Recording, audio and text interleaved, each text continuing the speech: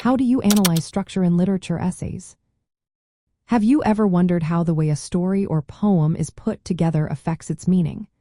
Analyzing structure in literature essays is all about understanding the organization of a piece and how that organization shapes what we take away from it. This skill is essential for anyone studying poetry and prose. First, let's break down what structure actually means. In prose, structure refers to elements like chapters, paragraphs, and the sequence of events. In poetry, it includes stanzas, line breaks, and the arrangement of images or ideas. Recognizing these components is the first step in your analysis. When you start analyzing a text, identify its main parts.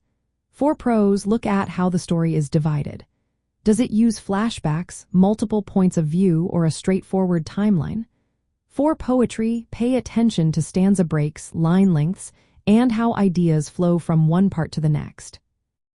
Next, think about how these structural choices impact the reader's experience. Does the structure create suspense or highlight specific themes? In poetry, does the arrangement of lines emphasize certain emotions? Asking these questions helps you connect structure to meaning. As you write your essay, use clear examples from the text to illustrate how structure works.